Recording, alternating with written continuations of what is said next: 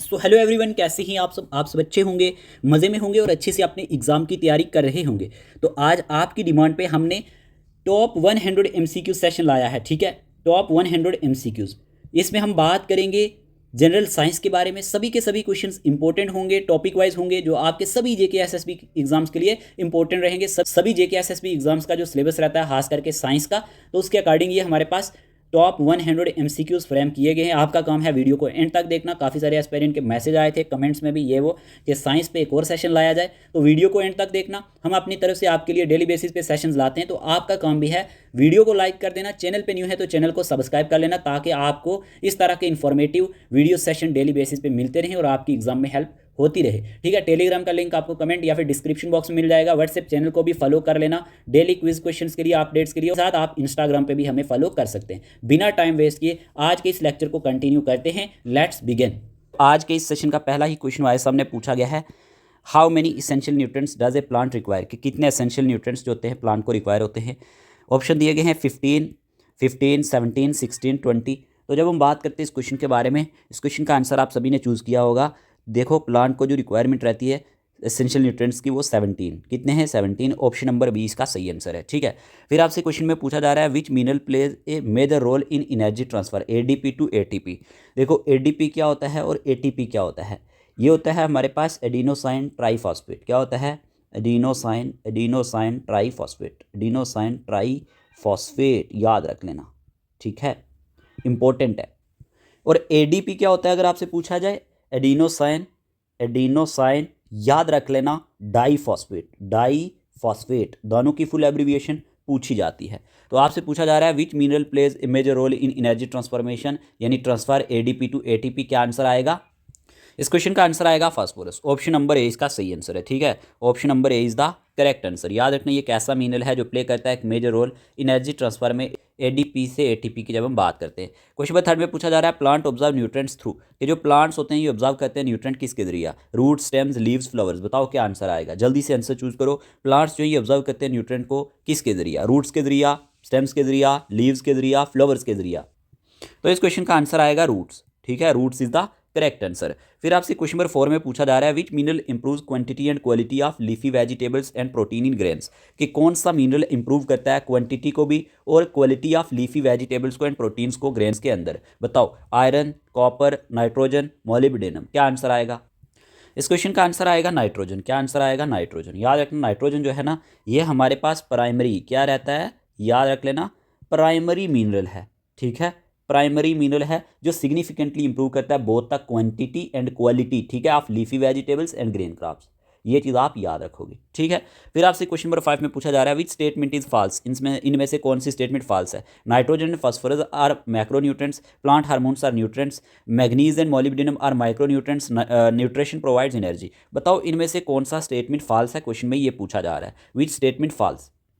इस क्वेश्चन का answer simple है, प्लांट हार्मोन्स आर न्यूट्रेंट्स। ये वाला स्टेटमेंट यहाँ पे बिल्कुल गलत है। ठीक है, फिर अगर हम बात करते हैं क्वेश्चन नंबर 6 के बारे में, क्वेश्चन में पूछा जा रहा है, which minerals is required in large quantities, कि कौन से मिनरल की रिक्वायरमेंट लार्ज क्वांटिटीज़ में होती है? Chlorine, phosphorus, manganese, molybdenum. क्या आंसर आएगा? क्वेश्चन नंबर 6 का आपको आंसर बताना है, तो याद रखना, phosphorus is the correct answer. ठीक है, option number B is the right answer.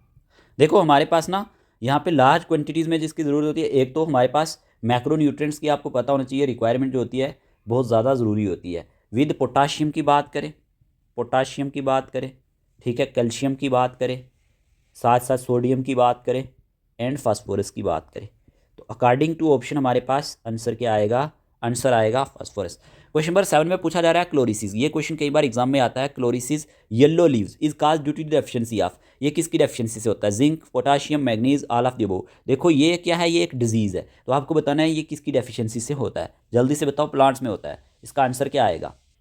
तो आपको क्या याद रखना है? क्लोरिसिस का मतलब होता है, याद रखना, येलोइंग ऑफ लीव्स। क्या? Yellowing of leaves. पहला पॉइंट तो आप ये याद रखोगे।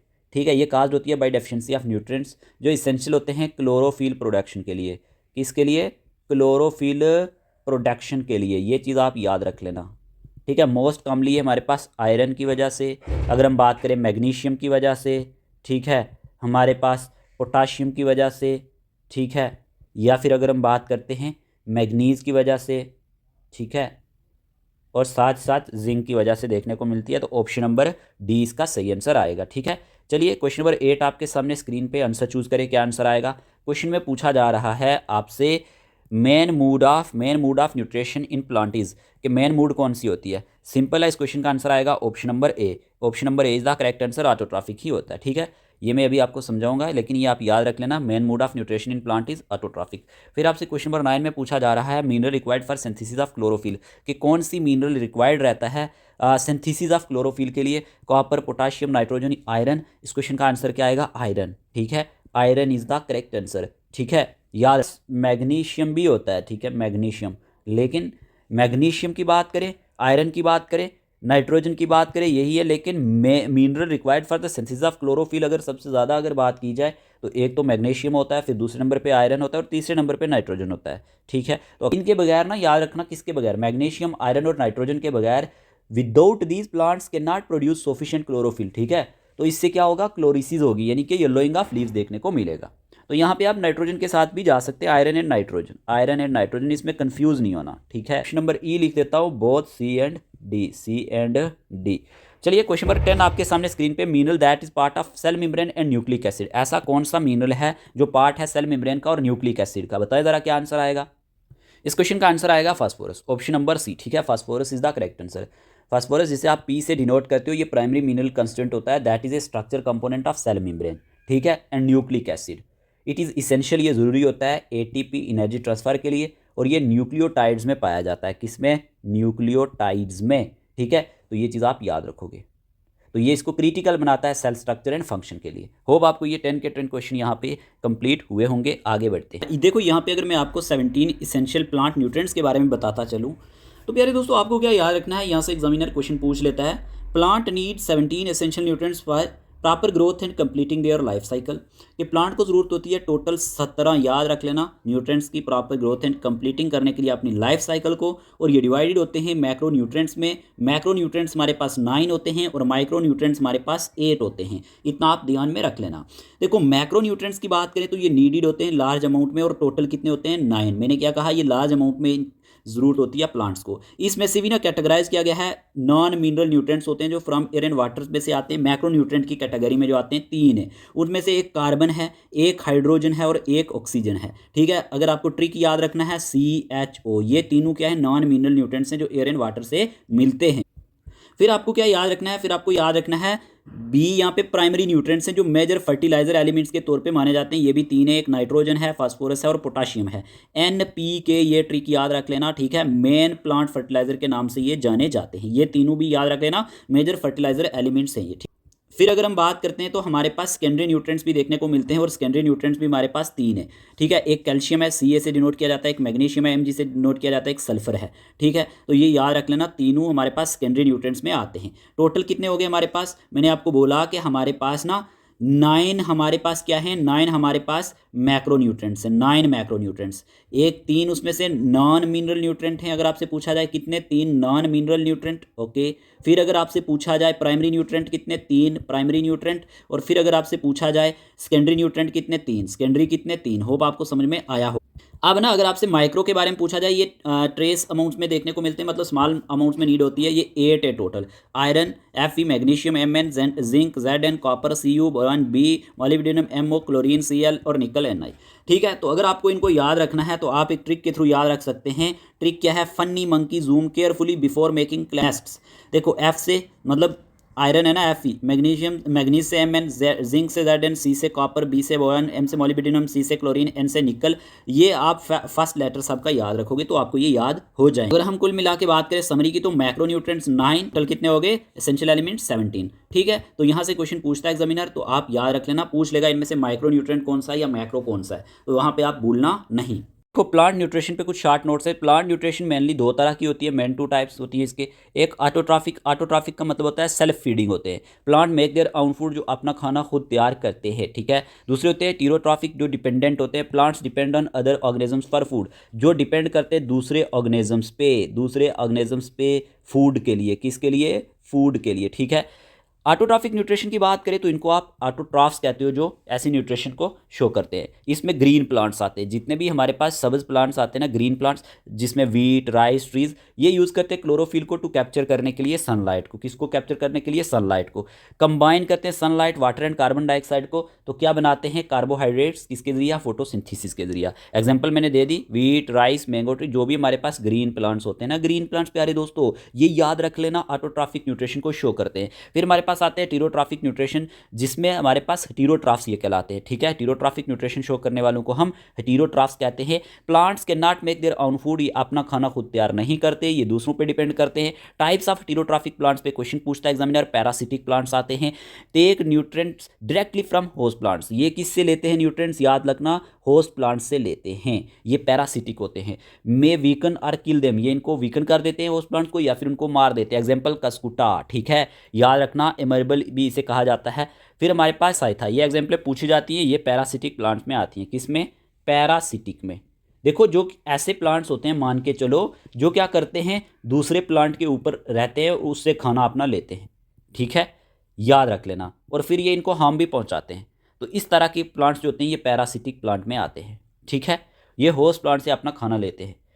फिर हमारे पास सैप्रोफिटिक प्लांट्स होते हैं, ये फीड करते हैं डेड एंड डिकिंग मैटर पे। किस पे? याद रख लेना, एक तो डेड, दूसरा डिकिंग मैटर पे, यूज़ करके डाइजेस्टिव जूसेस का। इसमें फंजाई, मशरूम और मोल्ड आ जाते हैं, ठीक है, याद रखना। सैप्रोफिटिक प्लांट्स की एग्जांपल एग्जामिनर पूछ सकता है। ये किस पे? याद रखना, हमारे पास फीड करते हैं डेड, सड़े गले, जो भी हमारे पास, या फिर डिकेइंग मैटर होता है, इस पे।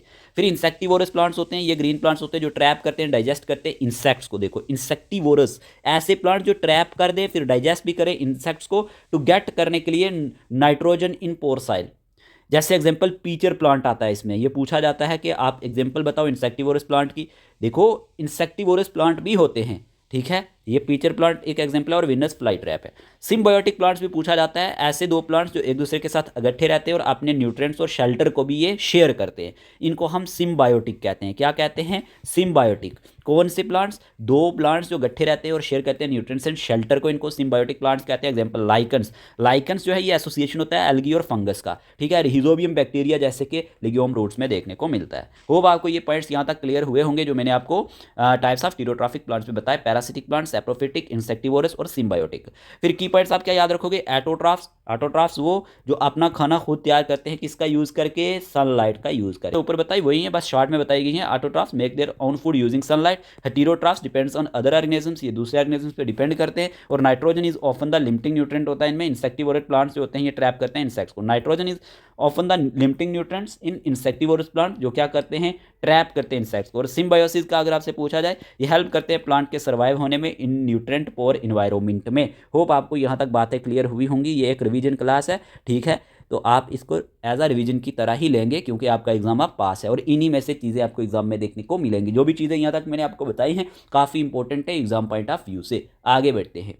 अब यहीं पे क्वेश्चन नंबर 11 में पूछा जा रहा है, respiration in plant is a dash process. ये किस तरह का प्रोसेस है? क्वेश्चन में ये पूछा जा रहा है। ऑप्शन दिए गए एनाबॉलिक, कैटाबॉलिक, सिंथेटिक या फिर फोटोकेमिकल। क्या आंसर आएगा? आपको बताना है कि जो रेस्पिरेशन इन प्लांट है ये किस तरह का प्रोसेस है। तो याद रखना, ये एक कैटाबॉलिक प्रोसेस है। कौन सा प्रोसेस है? कैटाबॉलिक प्रोसेस, ठीक है। ऑप्शन नंबर बी इसका सही आंसर आएगा। फिर आपसे क्वेश्चन में पूछा जा रहा है, during respiration glucose is broken down to release energy in the form of, कि जब हमारे पास रेस्पिरेशन होती है, रेस्पिरेशन के दौरान ग्लूकोज जो होता है ये ब्रोकन डाउन हो जाता है, तो रिलीज करता है एनर्जी किस फॉर्म में? एडीपी में, एटीपी में, एएमपी में या फिर एनएडीएच में? बताओ क्या आंसर आएगा। सिंपल है, ड्यूरिंग रेस्पिरेशन, जब हम रेस्पिरेशन की बात करते हैं, ग्लूकोज जो होता है ये ब्रोकन डाउन होता है तो रिलीज करता है एनर्जी को इन the form of ATP, adenosine triphosphate, adenosine triphosphate, ठीक है, याद रख लेना ट्राइफॉस्फेट। ऑप्शन नंबर हमारे पास यहाँ पे आंसर आएगा बी, ठीक है। फिर आपसे क्वेश्चन नंबर 13 में पूछा जा रहा है, the main organelle responsible for respiration in plant cells is, के जो मेन ऑर्गेनेली है जो रिस्पॉन्सिबल है रेस्पिरेशन के लिए प्लांट सेल में, वो कौन सी है? क्लोरोप्लास्ट है, न्यूक्लियस है, माइटोकॉन्ड्रिया है, राइबोसोम है। क्या आंसर आएगा? सिंपल, इसका आंसर आएगा माइटोकॉन्ड्रिया। क्या आएगा? माइटोकॉन्ड्रिया। याद रखना, वेरी वेरी इंपॉर्टेंट क्वेश्चन, सारे ही क्वेश्चन सिलेक्टेड हैं। ये क्वेश्चन JK SSB, SSC, ठीक है, CGL की अगर हम बात करते हैं, जितने भी हमारे पास कम्पिटिटिव एग्जाम है ना, इनमें पूछे गए क्वेश्चन हैं। तो माइटोकॉन्ड्रिया जो है मेन ऑर्गेनेली है जो रिस्पॉन्सिबल रहती है रेस्पिरेशन इन प्लांट सेल्स के लिए। आपने ना सेल ऑर्गेनेली को पढ़ा होगा, सेल ऑर्गेनेली से क्वेश्चन आते हैं। सेल ऑर्गेनेलीज आपने 10th में भी पढ़ी होंगी। अगर ग्रेजुएशन में आपका बायो का सब्जेक्ट रहा होगा तो बॉटनी में ना आपने क्या किया होगा, या फिर जोलॉजी में फर्स्ट सेमेस्टर या फर्स्ट ईयर में ही ये टॉपिक आपको लग जाता है सिलेबस में, तो ये आपने वहां पे अच्छे से पढ़ा होगा जो भी मेडिकल के स्टूडेंट्स हैं। ठीक है, माइटोकॉन्ड्रिया को power house of the cell भी कहा जाता है, इतना आपको पता होना चाहिए। क्वेश्चन नंबर 14 में पूछा जा रहा है, in aerobic respiration glucose is completely oxidised into. देखो यहाँ पे एन नहीं पूछा, यहाँ पे एरोबिक पूछा है। एरोबिक रेस्पिरेशन ग्लूकोज जो है ये कंप्लीटली ऑक्सीडाइज्ड होता है, किस में होता है, कार्बन डाइऑक्साइड में या फिर O2 में, कार्बन डाइऑक्साइड या फिर H2O में, H2O में या फिर O2 में। सिंपल आंसर है carbon dioxide and H2O, carbon dioxide and H2O। ये क्वेश्चन भी आप में इंपॉर्टेंट है। टाइम नहीं वेस्ट करेंगे, रिवीजन क्लास है, आगे बढ़ते हैं। क्वेश्चन नंबर 15 आपके सामने स्क्रीन पे, the first stage of respiration that occurs in the cytoplasm is, कि जो फर्स्ट स्टेज होती है रेस्पिरेशन की जो अकर करती है साइटोप्लाज्म में, ये क्या है, क्रेब्स साइकिल, ग्लाइकोलिसिस, ETS या फिर फेर्मेंटेशन। मेरे प्यारे दोस्तों इसका आंसर है ग्लाइकोलिसिस। मैंने ऑलरेडी पहले भी आपको ये चैप्टर पढ़ाया हुआ है, रेस्पिरेशन पे अलग से मैंने वीडियो डाला हुआ है, 1 साल पहले डाला था और एक एक चीज़ बताई थी, तो याद रखना ग्लाइकोलिसिस इसका सही आंसर है। अगर आपको इन डिटेल वीडियो देखना है तो आप देख सकते हैं, यूट्यूब पे अवेलेबल है। First stage of respiration that occurs in the cytoplasm, ये हमारे पास ग्लाइकोलिसिस के नाम से जाना जाता है। चलिए आगे बढ़ते हैं। क्वेश्चन नंबर 16 में पूछा जा रहा है, which tissue is responsible for the transport of water and minerals in plant, कि कौन सा टिश्यू रिस्पॉन्सिबल है for the transport of water and minerals in plant, phloem, xylem, cambium या कॉर्टेक्स। सिंपल है, इस क्वेश्चन का आंसर आएगा xylem. Xylem जो होता है ना मेरे प्यारे दोस्तों, ये ऐसा टिश्यू है जो रिस्पॉन्सिबल है transport of water and minerals in plant में। ठीक है, देखो आगे बढ़ने से पहले मैं आपको रेस्पिरेशन का कंसेप्ट थोड़ा सा बता दूं। रेस्पिरेशन इन प्लांट्स की जब बात करते हैं तो रेस्पिरेशन क्या एक कैटाबोलिक प्रोसेस है जिसमें ग्लूकोज जो होता है ना ये बनता है ड्यूरिंग फोटोसिंथेसिस के दौरान। ये ब्रोकन डाउन होता है तो रिलीज करता है एनर्जी ATP को फॉर सेलुलर एक्टिविटीज के लिए, ये याद रख लेना। ठीक है, और लोकेशन की बात करें तो अकर करता है mainly in the mitochondria of plant cells में। कहाँ पे, माइटोकॉन्ड्रिया ऑफ प्लांट सेल्स में। और product of respiration very important for exam, important है, याद रख लेना। ग्लूकोज प्लस ऑक्सीजन, फिर कार्बन डाइऑक्साइड, फिर plus water H2O plus energy, ये हमारे पास रेस्पिरेशन प्रोडक्ट है, प्रोडक्ट ऑफ रेस्पिरेशन, ये चीज याद रख लेना। कंटिन्यूस प्रोसेस रहता है, रेस्पिरेशन अकर करती है day and night in plants, आपको पता ही है। गैस एक्सचेंज इन प्लांट्स होती है, और कहां पे, स्टोमेटा में। कौन से पार्ट में, स्टोमेटा में। ये कहां पे प्रेजेंट होते हैं, लीव्स के अंदर प्रेजेंट होते हैं। ठीक है, याद रख लेना, इंपॉर्टेंट है। फिर अगर हम बात करते हैं लेंटिसल्स के बारे में, अगर आपसे पूछा जाए ये क्या है, ये प्रेजेंट होते हैं वुडी स्टेम्स एंड रूट्स में। याद रखना, ये भी हमारे पास कहां पे प्रेजेंट होते हैं, वुडी स्टेम्स जितनी भी होती हैं या फिर रूट्स होती हैं, इसमें लेंटिसल्स पाए जाते हैं। और स्टोमेटा यानी कि गैस एक्सचेंज जो प्लांट्स में टेक प्लेस करती है, कौन से पार्ट्स में करती है, तो स्टोमेटा लीव्स में प्रेजेंट होते हैं। अगर आपसे पूछा जाए types of respiration in plants के बारे में, तो प्यारे दोस्तों एरोबिक रेस्पिरेशन होता है। एरोबिक में याद रखना यह अकर करता है in the presence of oxygen, oxygen की मौजूदगी में। क्या कहा, एरोबिक का मतलब है ऑक्सीजन की मौजूदगी में ये अकर करता है। और ग्लूकोज कंप्लीटली ब्रेक डाउन हो जाता है कार्बन डाइऑक्साइड एंड H2O में प्यारे दोस्तों। प्रोड्यूस करता है हाई एनर्जी लगभग 36 से 38 ATP मॉलिक्यूल्स, याद रखना, इंपॉर्टेंट है, very very important point, exam में पूछा जा सकता है। और most common types of respiration plants की बात करें तो स्टेज ऑफ एरोबिक रेस्पिरेशन में सबसे पहले ग्लाइकोलिसिस अकर करती है साइटोप्लाज्म के अंदर। किसके अंदर, साइटोप्लाज्म के अंदर। फिर क्रेब्स साइकिल होती है जो अकर करती है माइटोकॉन्ड्रियल मैट्रिक्स के अंदर। दोनों पॉइंट याद रख लेना। अगर आपसे पूछा जाए ग्लाइकोलिसिस कहां पे टेक प्लेस करती है, तो आपका आंसर होना चाहिए अकर्स इन साइटोप्लाज्म। कहां पे, साइटोप्लाज्म में। ठीक है, और अगर आपसे पूछा जाए क्रेब्स साइकिल के बारे में, तो क्रेब्स साइकिल अकर करती है माइटोकॉन्ड्रियल मैट्रिक्स में। क्लियर हुआ, आगे बढ़ते हैं। फिर आपको थोड़ा सा इलेक्ट्रॉन ट्रांसपोर्ट सिस्टम के बारे में भी याद रखना है, ETS के बारे में। यह अकर करता है इनर माइटोकॉन्ड्रियल मेम्ब्रेन में। कहां पे, इनर माइटोकॉन्ड्रियल मेम्ब्रेन में। ओके, फिर हमारे पास दूसरी टाइप आ जाती है एनएरोबिक रेस्पिरेशन, जिसे आप फेर्मेंटेशन के नाम से भी जानते हैं, कंफ्यूज नहीं होना। यह अकर करती है एब्सेंस ऑफ ऑक्सीजन में। क्या प्यारे दोस्तों, एब्सेंस ऑफ ऑक्सीजन में, याद रख लेना। ठीक है, हैपेंस करता है वाटर लॉज रूट्स और जर्मिनेटिंग सीड्स में। क्या कहा मैंने, ये कहां पे हैपेंस होता है, वाटर लॉज जितने भी हमारे पास रूट्स होती हैं या फिर जर्मिनेटिंग सीड्स होते हैं। ग्लूकोज यहां पे पार्टिकुलरली ब्रेक हो जाता है एथेनॉल में या फिर लैक्टिक एसिड में। किसमें, या तो इथेनॉल में या फिर लैक्टिक एसिड में। और ये प्रोड्यूस करता है वेरी लिटिल एनर्जी, लगभग सिर्फ 2 ATP मॉलिक्यूल्स। वेरी इंपॉर्टेंट, ऊपर वाले में मैंने क्या बताया था, 36 से 38 ATP मॉलिक्यूल्स एरोबिक में देखने को मिलते हैं, और एनएरोबिक में हमारे पास वेरी लिटिल एनर्जी देखने को मिलती है, लगभग 2 ATP मॉलिक्यूल्स। क्लियर। तो यहाँ पे फोटो रेस्पिरेशन देखने को मिलता है, ये अकर करता है ग्रीन प्लांट्स इन लाइट में। रूबिस्को एंजाइम जो होता है इसमें बाइंड्स होता है ऑक्सीजन के साथ इंस्टेड ऑफ कार्बन डाइऑक्साइड, ये पॉइंट नोट कर लेना। और ये काज करता है लॉस ऑफ एनर्जी को, रिड्यूस करता है एफिशिएंसी ऑफ फोटोसिंथेसिस को, ये पॉइंट आप फोटो रेस्पिरेशन के बारे में याद रखेंगे। हमने की प्रोसेस क्या देखा, हमने देखा ग्लाइकोलिसिस के बारे में। ग्लाइकोलिसिस क्या होता है, फर्स्ट स्टेप ऑफ रेस्पिरेशन होता है। ऊपर हमने ये चीजें पढ़ी ना, और ये कहाँ पे अकर करता है, साइटोप्लाज्म में अकर करता है, साइटोप्लाज्म में। और ग्लूकोज याद रखना, इसमें ब्रेक डाउन हो जाती है ग्लूकोज की पायरुविक एसिड में। किसमें, पायरुविक एसिड में। जो भी पॉइंट्स मैंने आपको इस स्लाइड में ऊपर बताए हैं सारे के सारे नोट कर लेना, एग्जामिनर कुछ भी पूछ सकता है। फिर यहीं पे क्वेश्चन नंबर 17 में पूछा जा रहा है the upward movement of water in plants mainly occur due to, कि जो हमारे पास अपवर्ड मूवमेंट होती है वाटर की प्लांट्स के अंदर, ये मेनली किसकी वजह से अकर होती है, डिफ्यूजन की वजह से, ऑस्मोसिस की वजह से, ट्रांसपायरेशन पुल की वजह से, या फिर एक्टिव ट्रांसपोर्ट की वजह से। तो मेरे प्यारे दोस्तों याद रख लेना, ये ट्रांसपायरेशन पुल की वजह से होता है। किसकी वजह से, ट्रांसपायरेशन पुल की वजह से होता है। तो यहाँ पे आंसर क्या आएगा, ऑप्शन नंबर सी। आगे बढ़ते हैं, क्वेश्चन नंबर 18 में पूछा जा रहा है which cells form the main conducting elements of xylem, कौन से सेल्स जो हैं क्या बनाते हैं, main conducting elements of xylem को बनाते हैं। यहाँ पे दिया गया है sieve tubes and companion cells, vessels and tracheids, guard cells and epidermal cells, या फिर कॉर्टेक्स एंड पिथ। यहाँ पे क्या आंसर आएगा, कॉर्टेक्स एंड पिथ। क्या आंसर आएगा, जब हम बात करते हैं इस क्वेश्चन के बारे में, इसका आंसर आएगा vessels and tracheids. Option number B is the correct answer. ये जो सेल हैं ये क्या बनाते हैं, main conducting elements of xylem को बनाते हैं। जाइलम एंड फ्लोएम पे क्वेश्चन बनते हैं। चलिए क्वेश्चन नंबर 19 आपके सामने, the transport of food in plants take place through, कि जो ट्रांसपोर्ट होती है फूड की ये टेक प्लेस किसके थ्रू करती है, जाइलम, फ्लोएम, कैम्बियन या फिर एपिडर्मिस।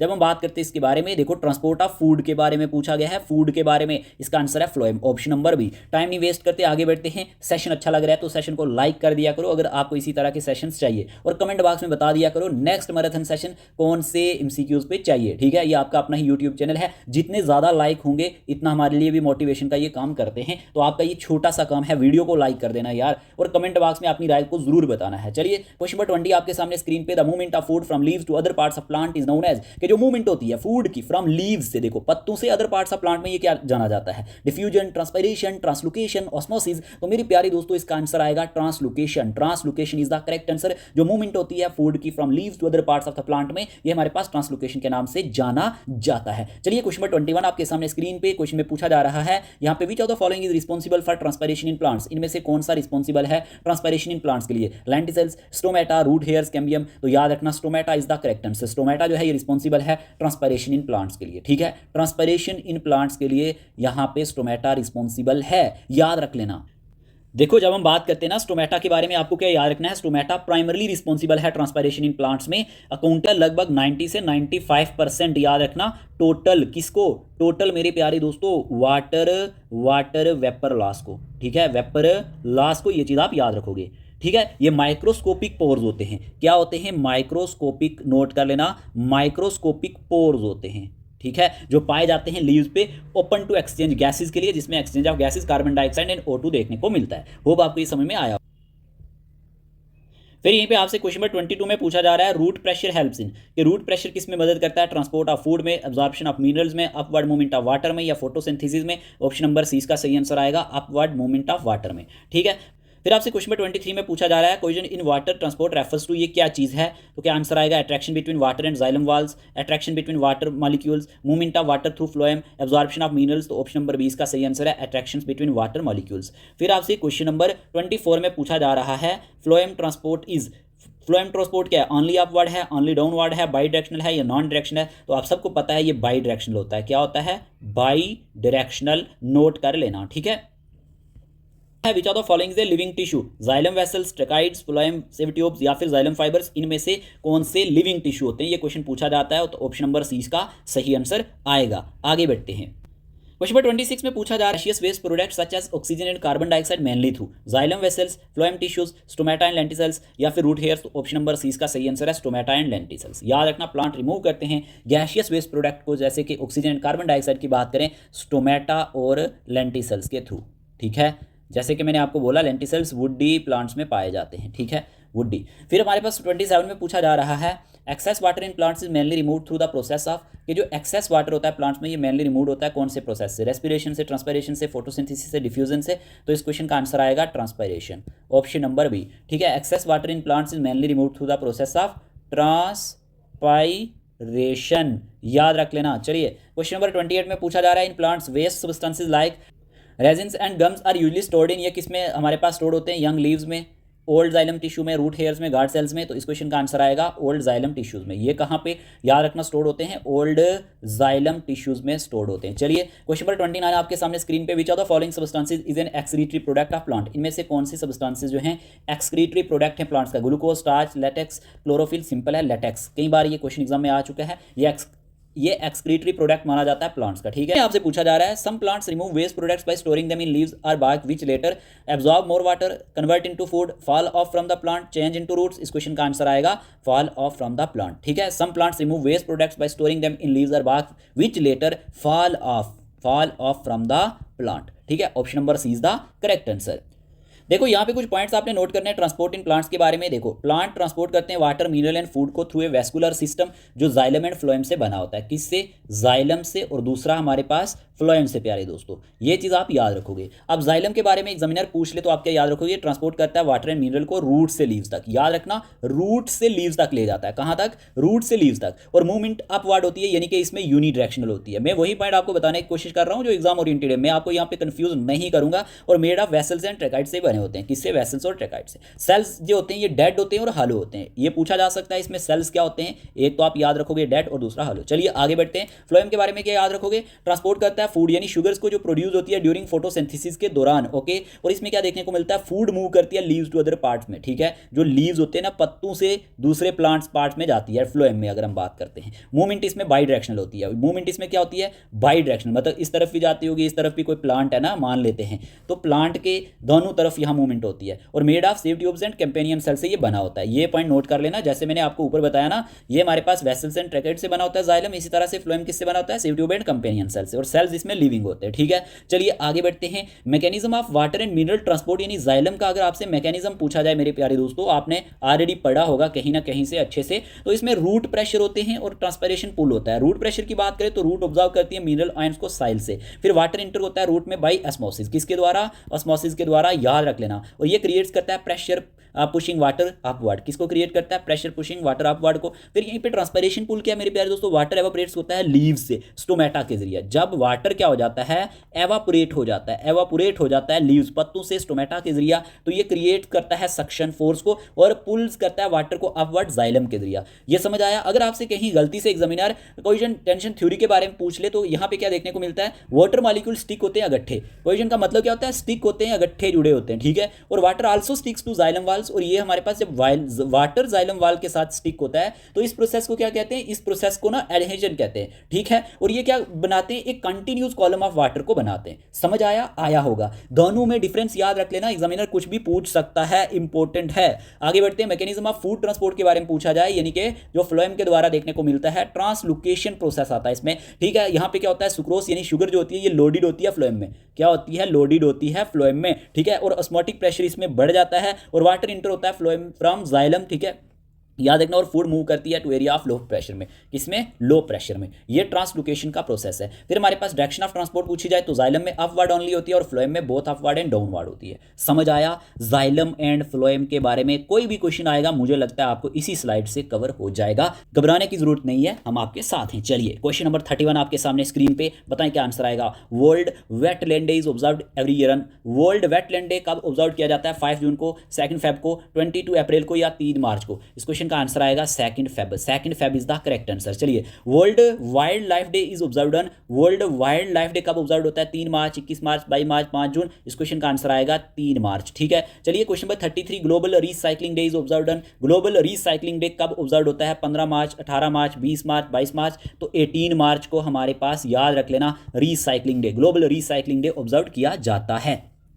तो ये चीज़ आपको याद रखनी है। 18 मार्च इज द करेक्ट आंसर। फिर हमारे पास क्वेश्चन नंबर 34 में पूछा जा रहा है international day of forest is celebrated on. कि इंटरनेशनल डे ऑफ फॉरेस्ट कब सेलिब्रेट किया जाता है? 19 मार्च, 20 मार्च, 21 मार्च, 23 मार्च। इस क्वेश्चन का आंसर क्या आएगा? इसका आंसर आएगा 21 मार्च। 21 मार्च इज द करेक्ट आंसर, ठीक है। याद रख लेना 21 मार्च को वर्ल्ड फॉरेस्ट डे सेलिब्रेट किया जाता है। फिर आपसे अगर पूछा जाए वर्ल्ड वाटर डे कब ऑब्जर्व होता है? देखो इन्वायरमेंटल पोल्यूशन का टॉपिक आपको लगा हुआ है सिलेबस में, ठीक है। तो यहाँ पे इकोसिस्टम भी आपको दिया गया है। 22 मार्च, 22 अप्रैल, 5 जून, 16 सितंबर। इस क्वेश्चन का आंसर है 22, याद रखना मार्च। वर्ल्ड वाटर डे 22 मार्च को ऑब्जर्व होता है। फिर अगर आपसे पूछा जाए international day of zero waste is observed on. International day of zero waste कब ऑब्जर्व होता है? 4 ऑप्शन दिए गए, 28 मार्च, 29 मार्च, 30 मार्च, 31 मार्च, तो इस क्वेश्चन का आंसर आएगा 30 मार्च। क्या आंसर आएगा? 30 March. International day of zero waste is observed on 30 March. ये चीज़ आप याद रखेंगे, ठीक है। फिर अगर आपसे पूछा जाए earth day, international mother earth day is celebrated on, ये कब सेलिब्रेट होता है? 21 अप्रैल, 22 अप्रैल, 23 अप्रैल, 24 अप्रैल, तो 22 अप्रैल को, याद रखना 22 अप्रैल को international mother earth day celebrate होता है। चलिए क्वेश्चन नंबर 38 में पूछा जा रहा है, which of the following is the main cause of environmental pollution. इनमें से मेन काज कौन सा है इन्वायरमेंटल पोल्यूशन का? Photosynthesis, human activities, water cycle, natural vegetation, तो आंसर आएगा ह्यूमन एक्टिविटीज। ये हमारे पास क्या माना जाता है? ये हमारे पास मेन काज माना जाता है। क्या माना जाता है? मेन काज, ठीक है। फिर आपसे पूछा जा रहा है burning of fossil fuels mainly causes, ये किस चीज़ को काज करते हैं? सॉइल इरोजन को, वाटर एयर पोल्यूशन को, वाटर कंजर्वेशन को, या फिर फॉरेस्ट ग्रोथ को? तो आपको पता है एयर पोल्यूशन इसका सही आंसर आएगा। बच्चों वाले क्वेश्चन है, आज ये क्वेश्चन भी आप गलत करो तो क्या ही फायदा। क्वेश्चन नंबर 40 में पूछा जा रहा है, which of the following natural events can cause environmental pollution. कौन सा नेचुरल इवेंट काज कर सकता है इन्वायरमेंटल पोल्यूशन को? Volcanic eruption, rainfall, photosynthesis, pollination, इसका आंसर आएगा वोल्केनिक इरप्शन। देखो यार, आगे बढ़ने से पहले अगर आप में से कोई भी ऐसा एस्पायरेंट जो JKSSB फॉरेस्ट इंस्पेक्टर के लिए तैयारी कर रहा हो, आपको स्टडी मटेरियल और 10 फुल लेंथ OMR टेस्ट चाहिए, तो आपको ये सारा स्टडी मटेरियल मिल जाएगा। इसका आप स्क्रीनशॉट ले लेना, ठीक है। बाकी अगर आप में से किसी को JKSSB वाइल्ड लाइफ गार्ड के लिए तैयारी करनी है, लास्ट 2 और 3 डेज में प्रैक्टिस सेट लगाने, सिर्फ और सिर्फ 10 फुल लेंथ टेस्ट और साथ ही साथ आपको प्रैक्टिस सेट मिल जाएंगे। 219 आपको फ़ी पड़ेगी। अगर आपको ओनली टेस्ट सीरीज लगानी है तो फ़ी पड़ेगी 129 ओनली, ठीक है, याद रखना है। इसका भी आप स्क्रीनशॉट ले सकते हैं, अगर कोई इंटरेस्टेड है तो आप इसके थ्रू जा सकते हैं।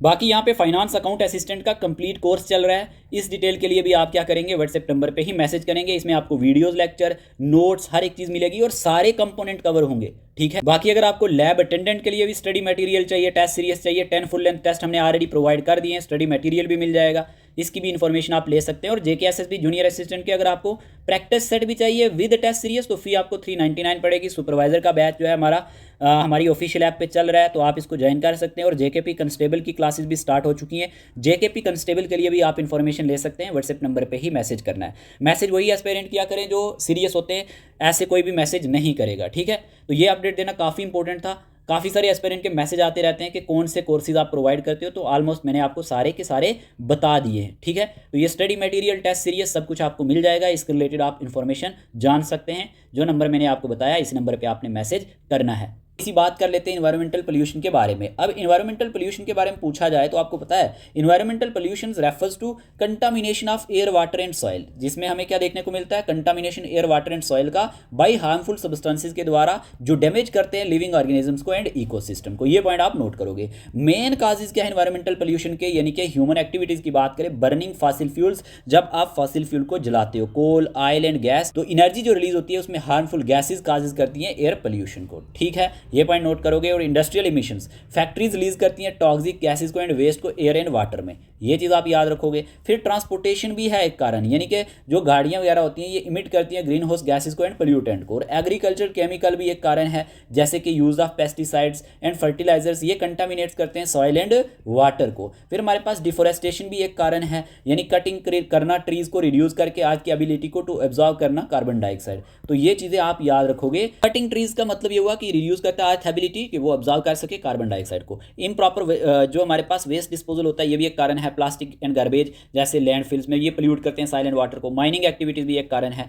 माइनिंग रिलीज करती है डस्ट और हार्मफुल केमिकल्स को। नेचुरल काजेज ऑफ पोल्यूशन अगर आपसे पूछा जाए तो वोल्केनिक इरप्शन, ठीक है, wild fire, microbial decay of organic matter, ये 3 क्या है, ये नेचुरल काजेज ऑफ पोल्यूशन है। इंपॉर्टेंट इन्वायरमेंट डेज आपने याद रखने हैं। 2 फेब को वर्ल्ड वेटलैंड डे होता है, ठीक है, जिसमें प्रमोट किया जाता है protection of wetlands and aquatic ecosystem को। 3 मार्च को वर्ल्ड लाइफ डे होता है जो रेजिस करता है awareness for conservation of wild animals and plants. फिर हमारे पास 18 मार्च को ग्लोबल रिसाइकलिंग डे होता है जिसमें इंकरेज किया जाता है रिसाइकलिंग को एंड वेस्ट रिडक्शन को। फिर 21 मार्च को इंटरनेशनल डे ऑफ फॉरेस्ट होता है, याद रखना, जो हाईलाइट करता है importance of forest and preventing deforestation.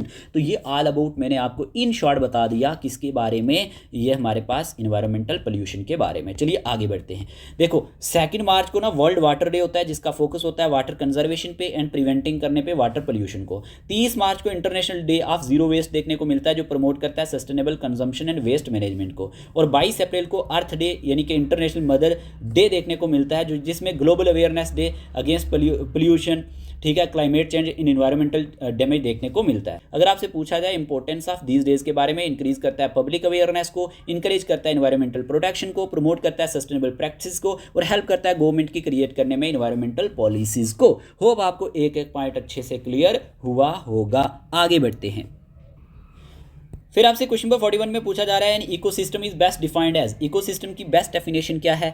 Option A में दिया गया है functional unit where living organism interact with each other and their environment. फिर दिया गया है only a group of animal living together, only non living component of nature, a single population of organism. Simple है, only नहीं, यहाँ पे आएगा a functional unit where living organism interact with each other and their environment. फिर question number 42 में पूछा जा रहा है which of the following is an example of an abiotic component of an ecosystem. आपको पता है बायोटिक और एबायोटिक के बारे में। बायोटिक लिविंग के लिए रहते हैं और एबायोटिक नॉन लिविंग के लिए। ठीक है, ज़्यादा टाइम नहीं वेस्ट करना है। Bacteria, fungi, plants, sunlight. Simple है, सनलाइट इसका सही आंसर आएगा।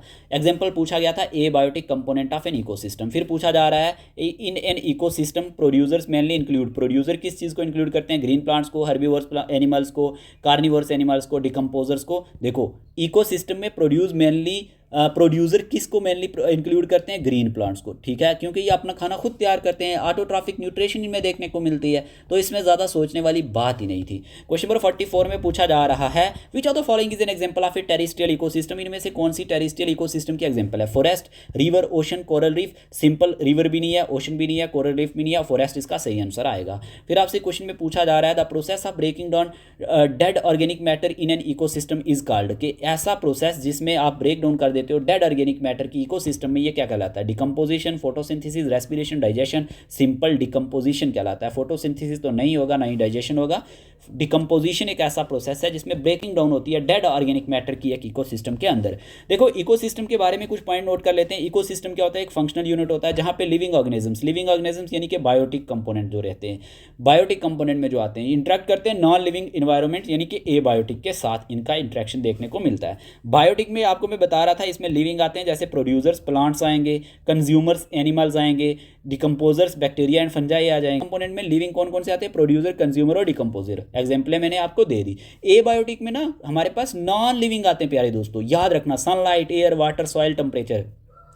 अगर आपसे पूछा जाए एग्जाम्पल बताओ एबायोटिक की, तो आप क्या बताओगे? सनलाइट बताओगे, एयर बताओगे, वाटर, सॉइल और टेम्परेचर बताओगे। फिर मेन फंक्शन ऑफ इकोसिस्टम की बात करें तो याद रखना एनर्जी फ्लो पे क्वेश्चन बन जाता है, इंपॉर्टेंट है। एनर्जी मूव करती है through food chain from sun, फिर प्लांट्स एनिमल्स में, याद रख लेना। ठीक है, फूड चेन में देखो एनर्जी सन से ही तो लाइट आएगी, फिर प्लांट वो लाइट को कैप्चर करेंगे, फिर उसी के साथ प्लांट्स को कौन खाता है? एनिमल्स। तो ये एक प्रोसेस रहता है। और न्यूट्रेंट साइक्लिंग देखने को मिलता है। Nutrients like carbon and nitrogen circulate करते हैं इकोसिस्टम में। प्रोडक्टिविटी की बात करें तो प्लांट्स प्रोड्यूस करते हैं बायोमास को या फिर फूड को। और डिकम्पोजिशन क्या होता है? Dead plants and animals broken down हो जाते हैं जब न्यूट्रेंट्स में। फिर टाइप्स ऑफ इकोसिस्टम में हमारे पास टेरेस्ट्रियल इकोसिस्टम होता है यानी कि लैंड इकोसिस्टम, जो लैंड पे देखने को मिलता है, खास करके फॉरेस्ट, डेजर्ट, ग्रासलैंड और टुंड्रा वगैरह इसमें आते हैं। इक्वेटिक इकोसिस्टम में क्या होता है? वाटर इकोसिस्टम आता है, जैसे कि लाइक रिवर, ओशंस वगैरह।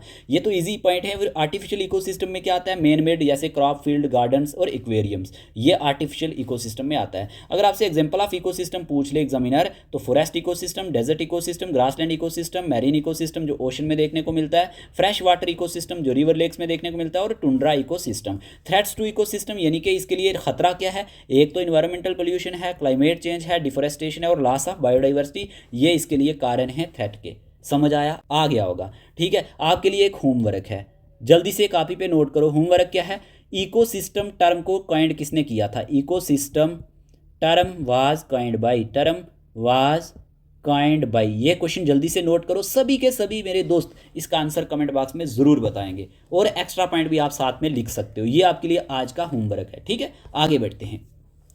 क्वेश्चन नंबर 46 में पूछा जा रहा है food chain mainly represents. Food chain किसको रिप्रेजेंट करता है? Network of organisms, linear pathway of energy flow, A group of producer only, या फिर एक कलेक्शन ऑफ इकोसिस्टम। देखो यहाँ पे फूड चेन के बारे में बात हो रही है, तो आपको पता है ये एक लीनियर पाथवे होता है एनर्जी फ्लो का। ठीक है, फिर आपसे पूछा जा रहा है the first trophic level in A food chain consist of. Very important question. First trophic level food chain के अंदर किसको कंसिस्ट करता है? Producer, herbivores, carnivores, decomposers. तो प्यारे दोस्तों प्रोड्यूसर इसका सही आंसर आएगा। ठीक है, फिर पूछा जा रहा है very very important question, approximately how much energy is transferred from one trophic level to the next, कि हमारे पास कितनी एनर्जी ट्रांसफर्ड होती है एक ट्रॉपिक लेवल से दूसरे तक, 5%, 10%, 25%, 30%, 50%, याद रखना 10% इसका सही आंसर आएगा। ये क्वेश्चन कई बार एग्जाम में आ चुका है, ठीक है, इंपॉर्टेंट है, मार्क कर लो, इंपॉर्टेंट, वेरी इंपॉर्टेंट। आगे बढ़ते हैं, क्वेश्चन में पूछा जा रहा है a food web is best described as, food web की आपको सही डेफिनेशन बतानी है। ए सिंगल फूड चेन होता है, ए सिंपल एनर्जी पाथवे होता है, a network of interconnected food chains होता है, या फिर ओनली प्रीडेटर प्रे रिलेशनशिप होता है। सिंपल क्या है, a network of interconnected food chains, ठीक है। इसमें क्या देखने को मिलता है, नेटवर्क देखने को मिलता है इंटरकनेक्टेड फूड चेन का। क्वेश्चन नंबर 50 में पूछा जा रहा है आपसे organisms that break down dead plants and animals in an ecosystem are called, के ऐसे ऑर्गेनिजम्स जो ब्रेक डाउन करते हैं किसकी, डेड प्लांट्स एंड एनिमल्स की इकोसिस्टम के अंदर, ये क्या कहलाते हैं, प्रोड्यूसर्स, कंज्यूमर्स, डिकम्पोजर्स, हर्बीवोर्स। इस क्वेश्चन का आंसर आएगा डिकम्पोजर्स, ठीक है। आपको ऑलरेडी मैं ये समझा चुका हूँ। देखो यहाँ पे अगर आपसे पूछा जाए एनर्जी ट्रांसफर रूल के बारे में, तो only about 10% of energy passes होती है to the next trophic level, ठीक है, और रिमेनिंग 90% जो होती है ये लॉस्ट हो जाती है एज हीट के तौर पे इकोसिस्टम में। वेरी इंपॉर्टेंट पॉइंट याद रख लेना। फूड वेब के बारे में पूछा जाए तो याद रखना ये नेटवर्क होता है इंटरकनेक्टेड फूड चेन्स का, शो करता है मल्टीपल फीडिंग रिलेशनशिप एक इकोसिस्टम के अंदर। और इंपॉर्टेंस ऑफ फूड वेब की बात करें तो ये प्रोवाइड करता है ग्रेटर स्टेबिलिटी इकोसिस्टम को। इफ वन ऑर्गेनिज्म डिसअपीयर, अगर एक ऑर्गेनिज्म डिसअपीयर हो जाता है तो अदर पाथ पे इसमें रिमेन रहता है। चलिए, रोल ऑफ डिकम्पोजर्स की बात करें, जैसे बैक्टीरिया एंड फंजाई होते हैं, ये ब्रेक डाउन करते हैं डेड प्लांट और एनिमल्स को और रिटर्न करते हैं न्यूट्रिएंट टू द सॉइल को, ठीक है। ये चीज आपको समझ में होनी चाहिए। ब्रेक डाउन करते हैं डेड प्लांट्स एंड एनिमल्स को, कौन, बैक्टीरिया और फंजाई, ठीक है। थ्रेट कौन सी मानी जाती है फूड चेन के लिए, डिफोरेस्टेशन माना जाता है, पोल्यूशन, क्लाइमेट चेंज और ओवर हंटिंग और स्पीशीज एक्सटेंशन, ये हमारे पास थ्रेट्स माने जाते हैं। तो फूड चेन क्या हो गया, लीनियर एनर्जी फ्लो, ठीक है, ये चीज़ आप याद रखोगे। देखो फूड चेन में क्या होता है, मैं आपको बताऊं, फूड चेन एक लीनियर पाथवे होता है एनर्जी फ्लो का, अगर हम इकोसिस्टम में बात करें, और ये दिखाता है हु ईट्स होम रिलेशनशिप, कौन किसको खाता है, ठीक है। एग्जाम्पल प्लांट है तो फिर हमारे पास हर्बीवोर, फिर कार्निवोर्स, प्लांट को हर्बीवोर्स खाएंगे, ठीक है, जैसे कि घास खाने वाले जानवर जो हैं, हम भी तो कुछ प्लांट्स जैसे सब्जी वगैरह खाते हैं ना, फिर आगे ही हमारे पास हर्बीवोर्स को कौन खाएगा, कार्निवोर्स। जैसे कि प्लांट में ना आप कोई भी वीट प्लांट ले लो, इसको हर्बीवोर्स खाएगा, कोई गोट ले लो, इसी गोट को आगे कोई लायन खा ले, तो ये हो गया हमारे पास एक पूरा एक लीनियर हमारे पास पाथवे, समझ आ गई। ट्रॉपिक लेवल की बात करें तो organisms in food chain are arrange in different feeding level, ये अरेंज होते हैं डिफरेंट फीडिंग लेवल में। यूजली 4 से 5 ट्रॉपिक लेवल एग्जिस्ट करते हैं। सबसे पहले प्रोड्यूसर, फिर प्राइमरी कंज्यूमर, फिर सेकेंडरी कंज्यूमर, फिर टर्शियरी कंज्यूमर। जो प्रोड्यूसर होते हैं ना, इसमें प्लांट आते हैं जो अपना खाना खुद बनाते हैं, जिसमें ऑटोट्रॉफिक न्यूट्रिशन आती है, मैंने आपको शुरू में बताया था, बाई फोटोसिंथेसिस। प्राइमरी कंज्यूमर जो होते हैं ये हर्बीवोर्स होते हैं जो प्लांट्स को खाते हैं, और सेकेंडरी कंज्यूमर जो कार्निवोर्स होते हैं जो हर्बीवोर्स को खाते हैं, और टर्शियरी कंज्यूमर टॉप प्रीडेटर को कहा जाता है, टॉप प्रीडेटर को, याद रखना। एनर्जी ट्रांसफर रूल मैंने आपको बता दिया ना, लगभग 10% ऑफ एनर्जी पास होती है नेक्स्ट ट्रॉपिक लेवल तक और रिमेनिंग 90% लॉस्ट हो जाती है, तो ये चीज़ आप याद रखोगे, ठीक है। फूड वेब क्या है, एक network of interconnected food chain है, ये मल्टीपल फीडिंग रिलेशनशिप दिखाता है एक इकोसिस्टम के अंदर। इंपॉर्टेंस ऑफ फूड वेब क्या है, मैंने आपको बताया, ये ग्रेटर स्टेबिलिटी दिखाता है इकोसिस्टम में। एक ऑर्गेनिज्म डिसअपीयर हो जाता है तो दूसरा पाथवे वहां पे रिमेन रहता है। होप आपको समझ में आया होगा। चलिए क्वेश्चन नंबर 51 की बात कर लेते हैं।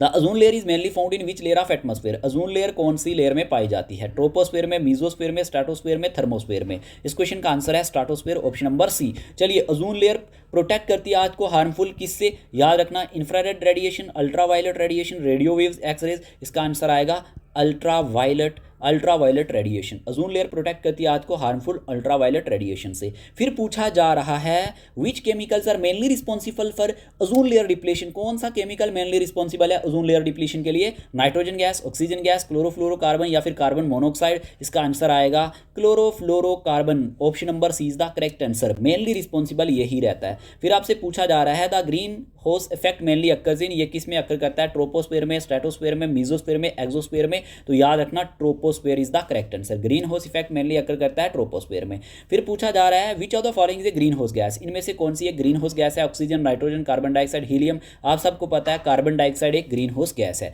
फिर आपसे पूछा जा रहा है अजून depletion increases the risk of, कि अजून डिप्लीशन किसकी रिस्क को इंक्रीज करता है, skin cancer, high rainfall, earthquake, soil erosion. तो आपको पता है इससे स्किन कैंसर देखने को मिल सकता है, यह आपको समझ में आया होगा। देखो कई बार ना एग्जामिनर आपको ग्रीन हाउस गैसेस पे क्वेश्चन बना लेता है, तो ग्रीन हाउस गैसेस में सबसे पहले आपको पता होना चाहिए CO2 आता है, कार्बन डाइऑक्साइड, ठीक है, याद रख लेना। जो हमारे पास लगभग 60% क्या होता है इन्हांस्ड ग्रीन हाउस इफेक्ट इसके द्वारा देखने को मिलता है जो रिलीज होता है फॉसिल फ्यूल कंबस्टन से एंड डिफोरेस्टेशन से। दूसरा हमारे पास मीथेन एक होता है, ठीक है, मीथेन CH4 याद रख लेना। फिर हमारे पास नाइट्रियस ऑक्साइड होता है, क्या होता है, नाइट्रियस ऑक्साइड N2O, ठीक है। फिर हमारे पास फ्लोरिनेटेड गैसेज भी होती हैं, कुछ फ्लोरिनेटेड गैसेज याद रख लेना, इंपॉर्टेंट है, ये ग्रीन हाउस गैसेज के नाम बता रहा हूँ। और वाटर वेपर्स होते हैं, क्या, वाटर वेपर। होप आपको ये समझ में आया होगा, नोट कर लेना, एग्जामिनर कुछ भी पूछ सकता है। फिर क्वेश्चन नंबर 58 में पूछा जा रहा है which gas is stronger than carbon dioxide and also contribute to greenhouse effect. इनमें कौन सी गैस स्ट्रॉन्गर होती है कार्बन डाइऑक्साइड से और ये कंट्रीब्यूट करती है ग्रीन हाउस इफेक्ट में? Methane, nitrogen, oxygen, argon. इसका आंसर है मिथेन। मिथेन जो होती है ये स्ट्रॉन्गर देन कार्बन डाइऑक्साइड होती है और कंट्रीब्यूट करती है ग्रीन हाउस इफेक्ट में। फिर आपसे पूछा जा रहा है the greenhouse effect mainly result in. Green house effect mainly result किस में आता है? ग्लोबल वार्मिंग में, साइल फॉर्मेशन में, अर्थ रोटेशन में, टाइडल वेव में। इसका आंसर आएगा global warming. Global warming is the correct answer, ठीक है। क्वेश्चन नंबर 60 पूछा जा रहा है the thinning of ozone layer over Antarctica is commonly called the. यानी कि जो थिनिंग हुई ओजोन लेयर की ओवर अंटार्कटिका, ये कॉमनली किस नाम से जाना जाता है? Polar gap, atmospheric crack, ozone hole, UV layer. इसका आंसर आएगा ozone hole. Ozone hole is the correct answer. देखो आपको कुछ पॉइंट्स नोट करने हैं। देखो आपको ना एक क्वेश्चन पूछा जाता है मॉन्ट्रियल प्रोटोकॉल पे, मॉन्ट्रियल प्रोटोकॉल 1987। प्राइमरली याद रख लेना, प्राइमरली नोट कर लेना, प्राइमरली इंटरनेशनल ट्रीटी थी। क्या थी? इंटरनेशनल ट्रीटी, ठीक है।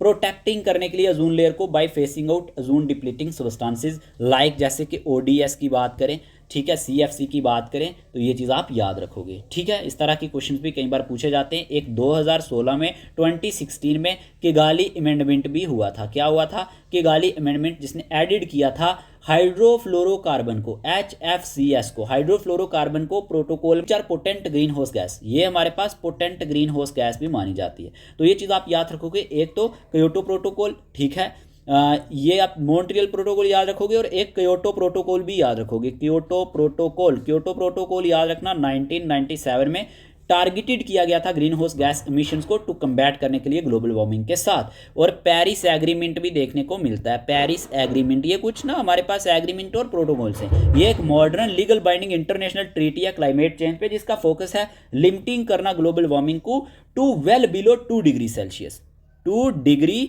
सेल्सियस। तो ये चीज़ आप याद रखोगे। कहीं ना कहीं डायरेक्टली और इनडायरेक्टली क्वेश्चन यहाँ से भी बन सकता है, तो ये स्लाइड इंपॉर्टेंट है।